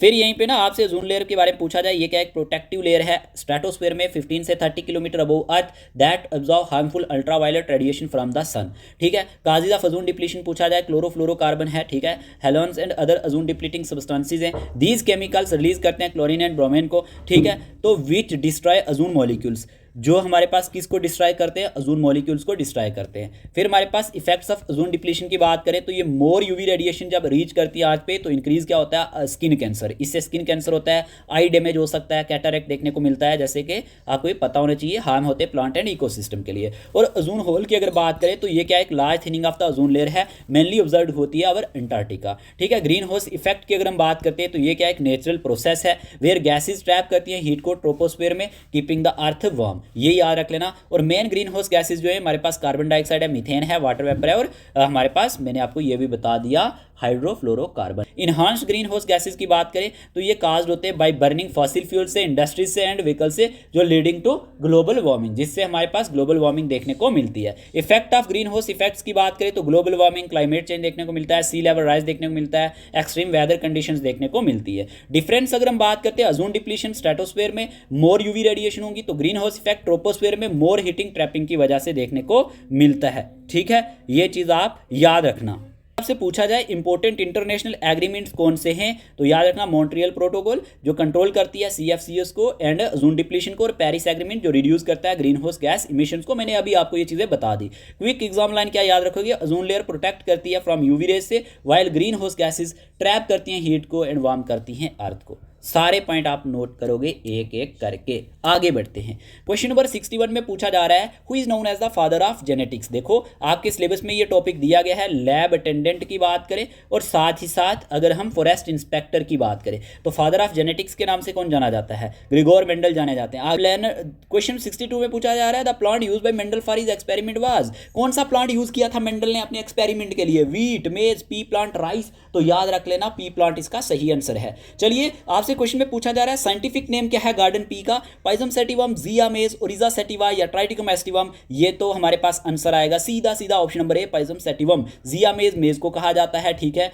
ट्राइटिकम एस्टिवम वीट को कहा जाता है, तो ये तो होंगे नहीं, ऑप्शन नंबर ए इसका सही आंसर है। चलिए क्वेश्चन नंबर 64 में पूछा जा रहा है cross involving one pair of contrasting traits is called. एक ऐसी क्रॉस जो इन्वॉल्व करती है one pair of contrasting traits को, ये क्या कहलाता है, dihybrid cross, monohybrid cross, test cross, back cross. इसका आंसर है मोनो हाइब्रिड क्रॉस, ठीक है। फिर आपसे पूछा जा रहा है very very important question, the phenotypic ratio of F2 generation in a monohybrid cross is 1:1, 1:2:1, 3:1, 9:3:3:1। इस क्वेश्चन का आंसर आएगा option number C 3:1। Phenotypic ratio of F2 generation in a monohybrid cross जो हमें देखने को मिलती है 3:1 देखने को मिलती है। जो आपने मेंडल का एक्सपेरिमेंट है ना, बड़े अच्छे से 10th क्लास में पढ़ा हुआ है, ठीक है। फिर बाद में भी बड़ी क्लासेस में मेंडल के बारे में आपने पढ़ा होगा, जेनेटिक्स पे पूरा एक चैप्टर है, ओके। आगे बढ़ते हैं, क्वेश्चन नंबर 66 में पूछा जा रहा है आपसे, यहाँ पे पूछा जा रहा है the genotypic ratio of F2 generation in a mono hybrid classes के जो जीनोटिपिक रेशियो होती है F2 जनरेशन में एक मोनो हाइब्रिड क्लास में ये कितनी होती है, 3:1, 1:1, 1:2:1, 9:3:3:1। आंसर आएगा option number C 1:2:1, option number C. यहाँ पे जीनोटिपिक रेशियो पूछा गया है। अब आपसे पूछ रहा है the phenotypic ratio in a dihybrid class F2 generation is के जो फिनोटिपिक रेशियो होती है dihybrid class F2 generation में ये कितनी होती है, सिंपल याद रखना 9:3:3:1। ये क्वेश्चन भी एग्जाम में पूछा जाता है। चलिए क्वेश्चन नंबर 68 की बात करते हैं। क्वेश्चन में पूछा जा रहा है removal of anthers before pollen release is called कि जब आप रिमूवल कर देते हो एंथर का बिफोर पोलन रिलीज से तो ये क्या कहलाता है, याद रखना ये इमेस्कुलेशन कहलाता है। Option number C is the correct answer. फिर आपसे पूछा जा रहा है 69 में according to the law of segregation, जो मेंडल का लॉ ऑफ सेग्रीगेशन था, इसके अकॉर्डिंग ट्रेड्स ब्लेंड टुगेदर या फिर alleles separate during gamete formation, only dominant traits are inherited, traits remain unchange. तो इस क्वेश्चन का आंसर है allele separate during gamete formation. Law of segregation ये कहता है कि जो एलील्स हैं ये सेपरेट होते हैं ड्यूरिंग गैमेट फॉर्मेशन। फिर आपसे क्वेश्चन नंबर 70 में पूछा जा रहा है how many pairs of contrasting traits were study by Mendel. कितने पेयर्स ऑफ कंट्रास्टिंग ट्रेड्स को स्टडी किया था मेंडल ने, 5, 6, 7, 8, सिंपल है 7 को इसने स्टडी किया था। मैं वही क्वेश्चन आपके सामने रखने की कोशिश कर रहा हूँ जो एग्जाम में पूछे जाते हैं, मोस्ट रिपीटेड क्वेश्चन है। तो अगर आपसे पूछा जाए extra information, father of genetics Gregor Mendel, experimental plant garden pea Pisum sativum, ठीक है, नोट करो। वाई पी प्लांट सिलेक्टेड, क्यों पी प्लांट सेलेक्ट किया था इसने, क्यों सेलेक्ट किया, क्लियर कंट्रास्टिंग ट्रेड्स यानी करैक्टर देखने को इसके मिलते हैं, शॉर्ट लाइफ साइकिल होती है इसकी, नेचुरली ये सेल्फ पॉलिनेटिंग होता है और इजी आर्टिफिशियल क्रॉस पॉलिनेशन भी देखने को मिलती है। अब यहाँ पे removal of anther before pollen release क्या होता है, इमेस्कुलेशन होता है। पोलन फ्रॉम अनदर प्लांट ये आर्टिफिशियल पॉलिनेशन होता है। फिर cross with one contrasting trade ये मोनो हाइब्रिड क्रॉस होता है। फिर F2 फेनोटिपिक रेशियो मोनो हाइब्रिड में 3:1, ठीक है। फिर अगर आपसे पूछा जाए F2 genotypic ratio mono hybrid में 1:2:1 और होमोजाइगस डोमिनेंट होता है इसमें, एक हेटेरोजाइगस और एक होमोजाइगस रिसेसिव देखने को मिलता है। क्रॉस विद 2 कंट्रास्टिंग ट्रेड्स में डाई हाइब्रिड क्रॉस और F2 phenotypic ratio die hybrid में 9:3:3:1। देखो आपका ये जो एग्जाम है ना, आप सब ने 10th तक तो बायो पढ़ी है तो आपको पता तो होना चाहिए, ठीक है। ये एक रिवीजन क्लास है। आगे बढ़ते हैं, मेंडल लॉ की बात करें तो लॉ ऑफ डोमिनेंस था, डोमिनेंट ट्रेट अपीयर्स होते हैं F1 जनरेशन में। फिर लॉ ऑफ सेग्रीगेशन था जिसमें एलील्स जो होते हैं याद रखना सेपरेट्स होते हैं ड्यूरिंग गैमेट फॉर्मेशन। फिर लॉ ऑफ इंडिपेंडेंट असॉर्टमेंट की बात करें तो याद रखना inheritance of one trait independent होता है दूसरे के, वन लाइनर फॉर्म में ये चीज़ें याद रख लेना। तो मेंडल ने स्टडी किया था 7 पेयर ऑफ ट्रेड्स को, एक सीड शेप को जो हमारे पास राउंड और रिंकल थे। क्वेश्चन पूछ सकता है एग्जामिनर सीड शेप क्या थी, राउंड रिंकल, सीड कलर क्या था, येलो ग्रीन, फ्लावर कलर क्या था, पर्पल वाइट, पॉड शेप क्या थी, इन्फ्लेटेड कंस्ट्रिक्टेड, पॉड कलर क्या था, ग्रीन येलो, फ्लावर पोजीशन क्या थी, एक्सियल टर्मिनल, और स्टेम लेंथ क्या थी, टाल ड्वार्फ। ये बहुत इंपॉर्टेंट है, वेरी इंपॉर्टेंट एग्जाम फैक्ट क्या याद रखोगे, टोटल कंट्रास्टिंग जो ट्रेड्स कैरेक्टर इसने यहाँ पे देखे जो स्टडी किए वो 7 पेयर्स थे। कितने 7? Term used by Mendel for genes factors, जो टर्म यूज की गई है मेंडल फॉर जीन्स के लिए वो फैक्टर्स, और टेस्ट क्रास जो होती है ये क्रास विद होमोजाइगस रिसेसिव देखने को मिलता है। और पर्पस ऑफ टेस्ट क्रास क्या होता है, किसको फाइंड करना होता है, जीनोटाइप को फाइंड करना होता है। इन शॉर्ट मैंने आपको सारी चीजें बता दी है, होप आपको ये पॉइंट अच्छे लगे होंगे। याद रख लेना जेनेटिक्स के बारे में पूछी जा सकती है, इंपॉर्टेंट टर्म्स याद रख लेना। अगर आपसे पूछा जाए जीन क्या होता है, बेसिक यूनिट ऑफ हेरिडिटी होता है जो कंट्रोल करता है कैरेक्टर को, ट्रेट को। एलील क्या होता है, different forms of same gene को एलील कहा जाता है जैसे टाल और ड्वार्फ। क्रोमोसोम क्या होता है, थ्रेड लाइक स्ट्रक्चर होते हैं न्यूक्लियस में जो कैरी करते हैं जीन्स को। जीनोटाइप क्या होता है, जेनेटिक मेकअप इन ऑर्गेनिज्म होता है जैसे टी लार्ज। फिर टी छोटा टी फिर टी दोनों छोटे, ये हमारे पास जेनेटिक मेक ऑफ ऑर्गेनिज्म होता है जिसे आप जीनोटाइप कहते हैं। फिनोटाइप क्या होता है? ऑब्जर्वेबल कैरेक्टरिस्टिक होते हैं या फिर अपीयरेंस को कहा जाता है, जैसे टाल प्लांट्स में देखने को मिलता है, ठीक है। डोमिनेंट की बात करें, ट्रेट ऐसे कैरेक्टर होते हैं जो एक्सप्रेस करते हैं itself even in heterozygous condition में। रिसेसिव क्या होता है? ट्रेट्स जो एक्सप्रेस करते हैं only when both alleles are recessive, यानी कि टी स्मॉल टी जब होते हैं। होमोजाइगस का मतलब होता है both alleles are the same होते हैं, ठीक है, यानी कि या तो यहाँ पे कैपिटल टी या फिर स्मॉल टी। और हेटेरोजाइगस टू डिफरेंट एलील होते हैं, जैसे कि हमारे पास कैपिटल टी और स्मॉल टी। और म्यूटेशन क्या होता है? सडन चेंज जब जेनेटिक मटेरियल डीएनए में देखने को मिले तो ये म्यूटेशन कहलाता है। ये सारी टर्में आप याद रख लेना। फिर आपसे ना क्वेश्चन नंबर 76 पूछा जा रहा है, fusion of male and female gametes to form a zygote is called pollination, fertilisation, budding, germination. इस क्वेश्चन का आंसर है fertilisation. Fusion of male and female gametes to form a zygote is called fertilisation. फिर question में पूछा जा रहा है, animals that give birth to live young ones are called oviparous, viviparous, amphibious, arboreal. इस question का answer है viviparous. जो क्या करते हैं? बर्थ देते हैं लिव यंग वंस को, ये हमारे पास विविपेरस कहलाते हैं। फिर हमारे पास दिया गया animals that lay eggs are known as viviparous, oviparous, carnivorous, herbivorous. देखो यहाँ पे एग पे बात हो रही है प्यारे दोस्तों, तो आप ना सिंपल ओ की तरह यहाँ पे ओ एग की तरह देखने को मिलता है, तो ओविपेरस, ट्रिक याद रख लेना। फिर आपसे पूछा जा रहा है asexual reproduction commonly occurs in simple organism such as, कि जो एसेक्सुअल रिप्रोडक्शन होती है जो कॉमनली अकर करती है सिंपल ऑर्गेनिजम्स में, सच एज अमीबा में करती है, एलिफेंट में, टाइगर में, ह्यूमन में। सिंपल अमीबा इसका सही आंसर आएगा, एसेक्सुअल रिप्रोडक्शन पूछा गया है। फिर पूछा जा रहा है the main advantage of sexual reproduction is, main advantage क्या है सेक्सुअल रिप्रोडक्शन का? फास्टर रिप्रोडक्शन होती है, जेनेटिक वेरिएशन होती है, नो नीड ऑफ गैमेट्स या ओनली वन पेरेंट नीडेड, इसमें जेनेटिक वेरिएशन होती है, ठीक है, याद रख लेना। फिर क्वेश्चन नंबर 71 में पूछा जा रहा है reproduction that involves only one parent and produces genetically identical offspring is called, ये क्या कहलाता है? Sexual reproduction, asexual reproduction, cross fertilization, pollination, asexual reproduction that involves only one parent पूछा गया है। फिर अगर आपसे पूछा जाए in plants reproduction through root stems और लीव्स इज नोन एज, कि जो प्लांट्स हैं इनमें रिप्रोडक्शन होती है रूट स्टेम्स और लीव्स से, ये किस नाम से जानी जाती है? सिंपल वेजिटेटिव प्रोपागेशन के नाम से जाना जाता है। किस नाम से? वेजिटेटिव प्रोपागेशन के नाम से। फिर पूछा जा रहा है budding is a common method of sexual reproduction in, ये जो है ना क्वेश्चन, ये बहुत ही इंपॉर्टेंट है। आपसे पूछा जा रहा है ये कॉमन एसेक्सुअल मेथड कौन सी में देखने मिलता है, कौन से ऑर्गेनिज्म में? हाइड्रा, फिश, बर्ड्स, मैमल्स, तो हाइड्रा इसका सही आंसर है, हाइड्रा, ठीक है। फिर क्वेश्चन नंबर 74 में पूछा जा रहा है the male reproductive part of flower is called pistil, ovule, stamen, ovary, कि मेल रिप्रोडक्टिव पार्ट फ्लावर का क्या कहलाता है? इस क्वेश्चन का आंसर आएगा stamen, stamen is the correct answer. फिर आपसे पूछा जा रहा है transfer of pollen from anther to stigma, transfer of pollen from anther to stigma is called germination, pollination, fertilization, fragmentation, याद रख लेना, इसका आंसर आएगा पॉलिनेशन। जब ट्रांसफर होती है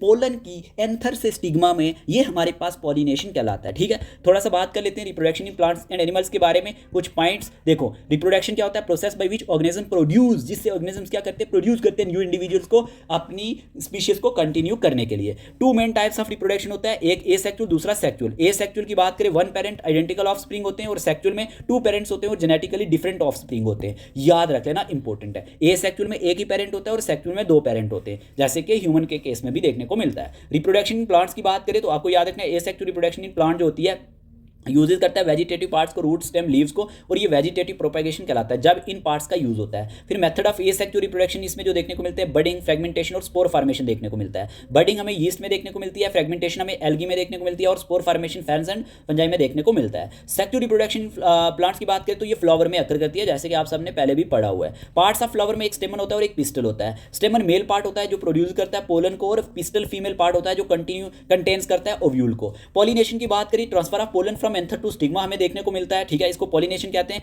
फर्टिलाइजेशन में क्या होता है? Fusion of male and female gametes देखने को मिलता है। फर्टिलाइजेशन की डेफिनेशन ये है, रिजल्ट ओव्यूल से सीड यहां पे बनता है और ओवरी से फ्रूट बनता है। होप आपको ये प्लांट के बारे में समझ आया होगा। फिर रिप्रोडक्शन इन एनिमल अगर आपसे पूछा जाए, एसेक्सुअल रिप्रोडक्शन अकर होती है सिंपल ऑर्गेनिजम्स में, हाइड्रा एंड अमीबा में, याद रखना सिंपल होती है, सिंपल। हाइड्रा और अमीबा इंपॉर्टेंट है, ये एक्सेप्शंस पूछे जाते हैं। सेक्सुअल रिप्रोडक्शन की बात करें तो याद रखना मेल स्पर्म और फीमेल एग इसमें देखने को मिलते हैं, जो किसको बनाते हैं? जाइगोट को बनाते हैं। मेल का स्पर्म का मिलना और फीमेल एग का मिलना तो क्या बनेगा? Zygote. Types of animal development की बात करें प्यारे दोस्तों तो विविपेरस एनिमल्स में क्या होता है? Give birth to live young, ये क्या देते हैं? बर्थ देते हैं। एग्जांपल मैमल्स की बात करें। ओविपेरस में क्या होता है? ये अंडों को देते हैं। एग्जांपल बर्ड्स, रेप्टाइल्स, ठीक है, याद रख लेना। इंपॉर्टेंट एग्जाम पॉइंट्स आपको क्या याद रखने? एसेक्सुअल रिप्रोडक्शन फास्ट होती है लेकिन जेनेटिक वेरिएशन नहीं देखने को मिलती। सेक्सुअल रिप्रोडक्शन स्लोवर होती है but creates genetic variation. Seed dispersal in plants, जैसे विंड, वाटर, एनिमल्स के द्वारा कभी हवा में एक सीड दूसरी जगह चला गया, वहां पे जाके प्लांट की ग्रोथ होगी, तो ये सीड डिस्पर्सल होता है, या हमारे पास वाटर की, या किसी एनिमल ने कोई प्लांट खाया, फिर जाके कहीं पे थ्रू एक्सक्रीशन उसने क्या किया, जो वेस्ट है उसका, जो वेस्ट मटेरियल, उसमें भी कुछ जो बीज आगे पीछे जाएंगे, उससे आगे जाके प्लांट होंगे। तो ये सीड डिस्पर्सल इस तरह से हो सकता है। पर्पज ऑफ रिप्रोडक्शन क्या है? Survival and continuation of species देखने को मिलता है। चलिए question number 81, very important question. The 5 kingdom classification system को प्रपोज किसने किया था? Carolus Linnaeus, R H. Whittaker, Charles Darwin, Gregor Mendel. इस क्वेश्चन का आंसर है आर.एच. विटाकर। चलिए, plants belongs to which kingdom? Plant कौन से किंगडम से बिलोंग करते हैं? सिंपल है जी, प्लांटियाई से ही करेंगे। फिर आपसे पूछा जा रहा है एनिमल्स आर मेनली, एनिमल्स क्या है? ऑटोट्रॉफिक है, हेटेरोट्रॉफिक है, सैप्रोफिटिक है, फोटोसिंथेटिक है। तो हेटेरोट्रॉफिक है। क्या है? हेटेरोट्रॉफिक।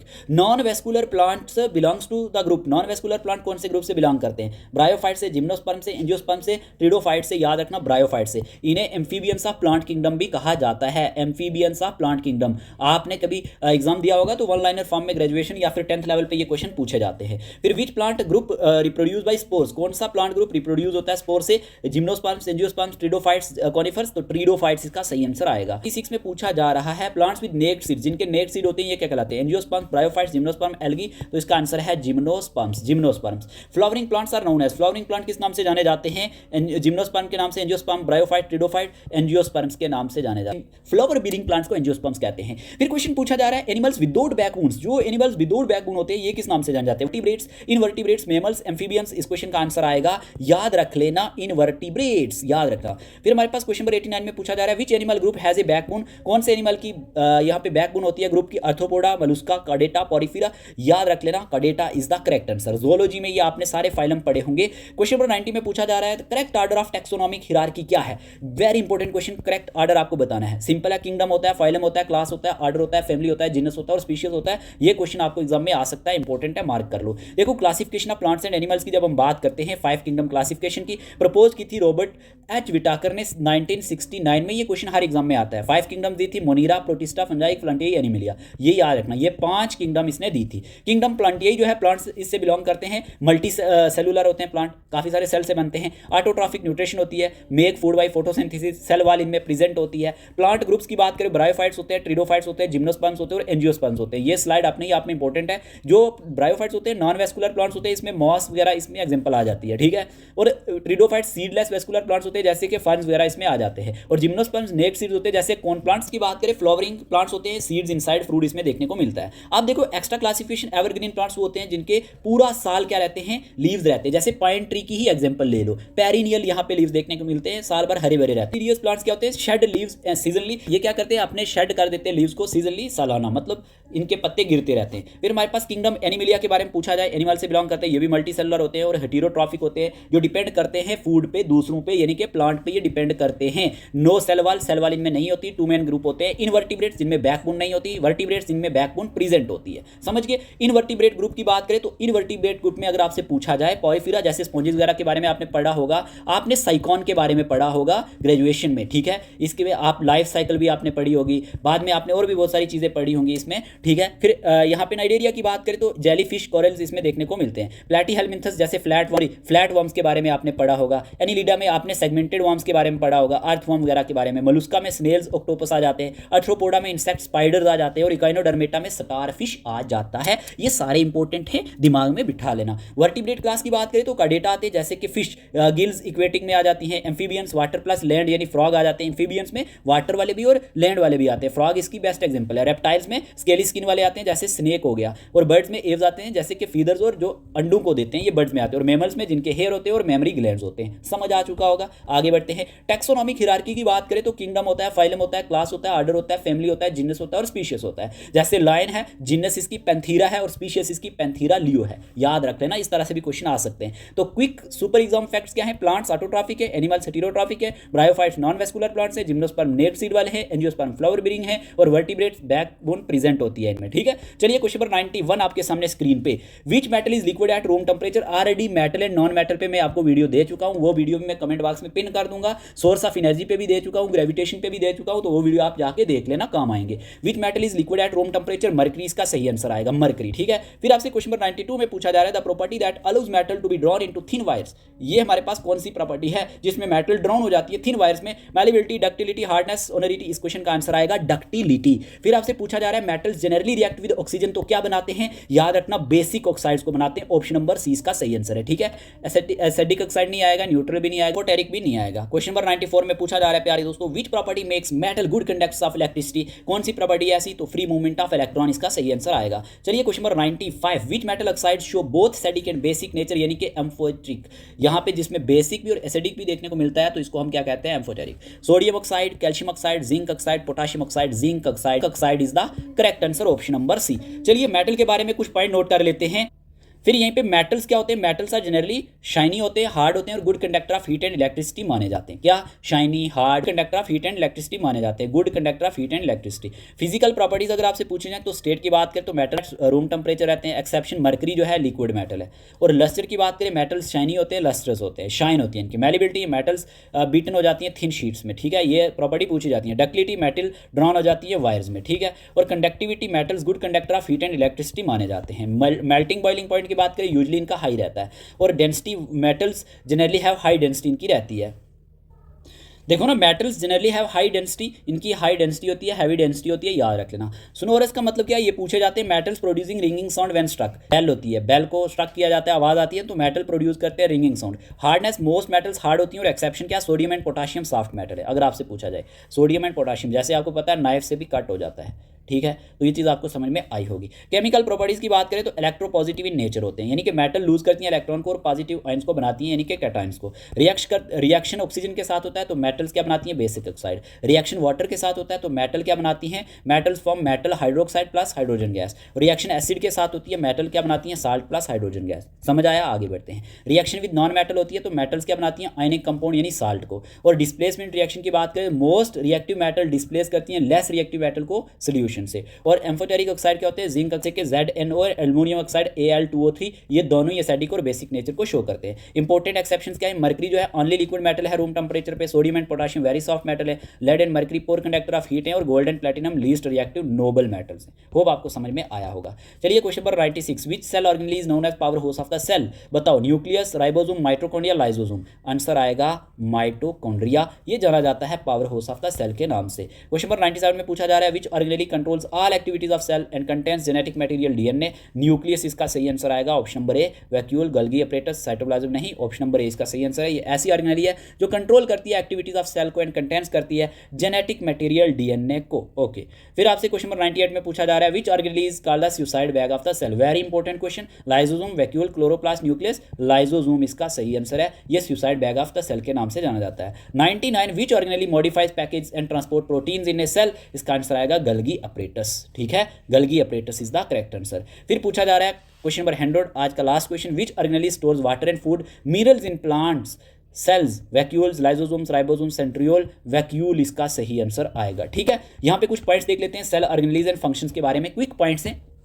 सेल मेम्ब्रेन कंट्रोल करती है entry and exit of substances in the cell, कि जो भी एंट्री होती है या एग्जिट ऑफ सब्सटेंसेस देखने को मिलता है सेल के अंदर, ये सेल मेम्ब्रेन का काम है। साइटोप्लाज्म के बारे में पूछा जाए, जेली लाइक फ्लूइड होता है where most chemical reaction occurs, very important point, ये क्या है, जेली लाइक फ्लूइड। और न्यूक्लियस के बारे में पूछा जाए, ये control centre of the cell माना जाता है, स्टोर करता है DNA को, जेनेटिक मटेरियल को। और माइटोकॉन्ड्रिया के बारे में पूछा जाए तो ये power house of the cell के नाम से जाना जाता है, ATP को प्रोड्यूस करता है, एडिनोसाइन ट्राइफॉस्फेट को। राइबोसोम्स के बारे में पूछा जाए तो ये साइट ऑफ प्रोटीन सिंथेसिस माने जाते हैं। और रफ एंडोप्लाज्मिक रेटिकुलम के बारे में पूछा जाए, प्रोटीन मॉडिफिकेशन एंड ट्रांसपोर्ट के लिए जाने जाते हैं। स्मूथ एंडोप्लाज्मिक के बारे में पूछा जाए तो लिपिड सिंथेसिस एंड डिटॉक्सिफिकेशन के लिए जाने जाते हैं। गल्गी अपरेटस के बारे में पूछा जाए तो मॉडिफाइज करते हैं, पैकेज करते हैं transport of protein and lipids को। लाइसोसोम्स के बारे में बात करें तो डाइजेस्टिव ऑर्गेनेलीज होती हैं, ब्रेक डाउन करती हैं वेस्ट एंड सेल पार्ट्स को। और वैक्यूल की बात करें, स्टोर करते हैं फूड, वाटर एंड वेस्ट को, और very large in plant cells देखने को मिलते हैं। बात करें साइट ऑफ फोटोसिंथेसिस के नाम से जान जाते हैं प्लांट सेल्स के अंदर सिर्फ। और सेंट्रियोल्स होते हैं, ये सेल डिवीजन में मदद करते हैं, प्रेजेंट होते हैं किसमें, सिर्फ और सिर्फ एनिमल सेल्स में। ये सारे पॉइंट आप नोट कर लेना जो मैंने यहाँ पे आपको बताए हैं। और इंपॉर्टेंट एग्जाम फैक्ट्स क्या है, आपसे एग्जामिनर पूछ सकता है, power house of the cell mitochondria, suicidal bag of the cell lysosomes, protein factory ribosomes को कहा जाता है, कंट्रोल सेंटर न्यूक्लियस को कहा जाता है, पैकेजिंग सेंटर गल्गी बॉडी को कहा जाता है, फोटोसिंथेसिस ऑर्गेनेलीज क्लोरोप्लास्ट को कहा जाता है, और लार्जेस्ट ऑर्गेनेली प्लांट सेल के अंदर वैक्यूल को कहा जाता है। तो ये ऑल अबाउट आज का जो मैराथन सेशन था, ये आपका साइंस सेक्शन पे था। होप आपको इस सेशन में से एग्जाम में कुछ ना कुछ क्वेश्चंस देखने को जरूर मिलेंगे। बाकी आपने भी मेहनत की होगी। देखो ये मान के चलो कि 10% 10% हमारी मेहनत और 90% आपकी मेहनत काम करेगी, तभी जाके आपकी सिलेक्शन होगी। होप आपको ये सेशन अच्छा लगा होगा। अगर आपको हमारे ये एफर्ट्स अच्छे लगते हैं तो आप हमारे लिए कमेंट बॉक्स में अपनी राय ज़रूर बता सकते हैं। नेक्स्ट कौन से टॉपिक पे वीडियो चाहिए वो आप कमेंट में ज़रूर बता देना। जितने ज़्यादा कमेंट्स जिस टॉपिक पे होंगे उसी पे मैराथन सेशन आएगा। ठीक है, मिलते हैं एक न्यू वीडियो सेशन के साथ। तब तक अपनी हेल्थ का, अपने घर वालों का ध्यान रखिएगा। Bye bye, take care.